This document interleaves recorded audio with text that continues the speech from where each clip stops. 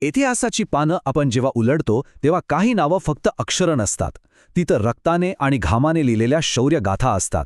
आणि एक असं नाव जे आजही करोडो लोकांच्या मनात एक स्फुलिंग पेटवतं, एक असं नाव जे शौर्य, बुद्धी आणि स्वराज्याचं दुसरं नाव आहे, ते म्हणजे छत्रपती शिवाजी महाराज. स्वामी विवेकानंदांचे हे शब्द हे फक्त कौतुकाचे शब्द नाहीत, तर एका युगाचं सत्य आहे. कारण महाराज फक्त एक शासक नव्हते, ते एका वादळाचं नाव होतं, एका विचाराचं, एका क्रांतीचं नाव होतं. जरा विचार करा त्या काळाचा. 17वं शतक. सगळीकडे जुलूमशाहीचा अंधार पसरला होता. परकीय सत्तेच्या बेड्यांनी मनगट जखडली होती आणि सामान्य रय्यतेचा आक्रोश दाबला जात होता. असं वाटत होतं की ही काळरात्र कधी संपणारच नाही.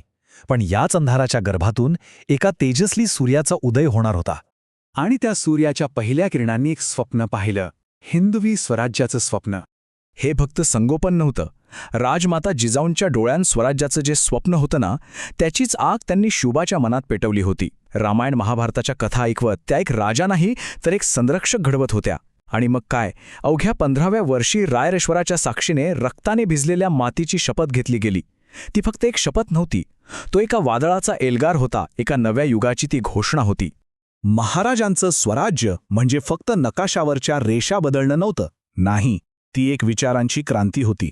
हे रयतेचं राज्य होतं, जिथे प्रत्येकाला सन्मानाने जगण्याचा हक्क होता, जिथे तलवार फक्त रक्षणासाठी उपसली जायची, लुटीसाठी नाही.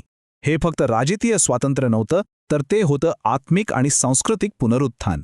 पण हे स्वप्न सत्यात उतरवणं अजिबात सोपं नव्हतं. त्यासाठी नुसत्या शौर्याची नाही तर धूर्त रणनीतीची गरज होती. आणि ती रणनीती नेमकी काय असते हे महाराजांनी संपूर्ण जगाला दाखवून दिलं. आणि मग तो दिवस आला, 1659. आदिलशाहीचा क्रूर सरदार अफजल खान स्वराज्याचं ते कोवळं रोप पायाखाली तुडवण्यासाठी निघाला. त्याच्यासोबत होती अफाट सेना आणि इकडे होते मुठभर मावळे. जणू काही एका बलाढ्य हत्तीसमोर एक मुंगीच उभी होती. सगळ्यांनी तर स्वराज्याचं भविष्य लिहूनच टाकलं होतं, अंत. पण सह्याद्रीच्या त्या सिंहाच्या मनात काय शिजत होतं हे कुणालाच कळलं नाही. प्रतापगडाच्या पायथ्याशी फक्त एक भेट होणार होती असं वाटत होतं, पण तिथे तर इतिहास लिहिला जाणार होता. अहो, ती लढाई ताकदीची नव्हतीच, ती होती बुद्धीची, चातुर्याची. आणि त्या दिवशी त्या वाघनख्यांनी फक्त अफजलखानाचा कोथळा बाहेर नाही काढला, तर त्यांनी जुलमी सत्तेच्या काळजात धडकी भरवली. तो विजय म्हणजे स्वराज्याचा पहिला सिंहनाद होता, एक अशी डरकाळी जी थेट दिल्लीच्या तख्ताला जाऊन भिडली. एकामागे एक आव्हानं येत होती आणि महाराज त्यांना धैर्याने सामोरे जात होते. पण सर्वात मोठी परीक्षा अजून यायची होती. सर्वात मोठा धोका अजून पुढे होता, मुघल सम्राट औरंगजेब. त्याने कपटाने महाराजांना आग्र्याच्या कैदेत टाकलं. विचार करा, शेकडो मैल दूर, थेट शत्रूच्या जबड्यात. आता स्वराज्याचं स्वप्न संपलं असंच सगळ्यांना वाटू लागलं. कारण औरंगजेबाच्या कैदेतून सुटणं म्हणजे मृत्यूलाच आव्हान देण्यासारखं होतं. पण ते एक गोष्ट विसरले होते. त्यांनी शरीराला कैद केलं होतं, विचारांना नाही. सिंहाला पिंजऱ्यात दामता येतं, पण त्याच्या डरकाळीला नाही. आणि मग घडला तो चमत्कार जो इतिहासात अजरामर झाला. मिठाईच्या पेटाऱ्यातून झालेली ती सुटका नव्हती, तो औरंगजेबाच्या अहंकाराला दिलेला एक सणसणीत शह होता. तो पुरावा होता की बुद्धी हेच सर्वात मोठं शस्त्र आहे. आग्र्यातून सुटल्यानंतर तर स्वराज्याचा अश्वमेध चौफेर उधळला. आता वेळ आली होती त्या स्वप्नाला एका सार्वभौम अस्तित्वाची ओळख देण्याची. हा दिवस भारताच्या इतिहासात सुवर्ण अक्षरांनी कोरला गेला आहे. आणि मग तो सुवर्ण क्षण आला. रायगडावर, सह्याद्रीच्या त्या कड्यांवर 32 मण सोन्याच्या सिंहासनावर एका शेतकऱ्याचा मुलगा राजा होत होता. ज्या माऊलीने हे स्वप्न पाहिलं होतं, त्या जिजाऊंच्या डोळ्यांतील आनंदाश्रूंच्या साक्षीने शिवाजीराजे छत्रपती झाले. तो आवाज फक्त रायगडावर नाही तर संपूर्ण आसमंतात घुमला. तो फक्त एका राजाचा राज्याभिषेक नव्हता. तो होता हजारो वर्षांच्या गुलामगिरीला दिलेलं एक सडेतोड उत्तर. तो होता मराठी अस्मितेचा जयघोष.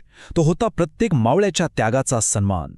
त्या दिवशी एक राजा नाही तर रयतेचं सार्वभौमत्व सिंहासनावर बसलं होतं. महाराजांचं आयुष्य जरी मर्यादित असलं तरी त्यांचं कार्य आणि त्यांचा विचार तो अजरामर आहे.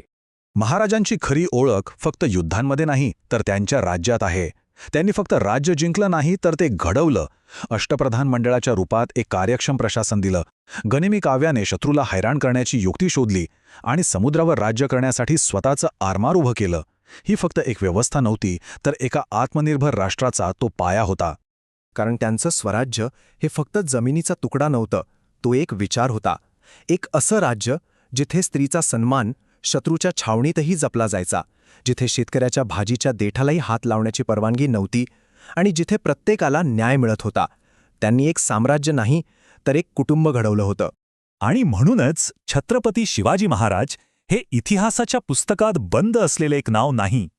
ते प्रत्येक स्वाभिमानी मनात धडधडणारं एक स्पंदन आहे.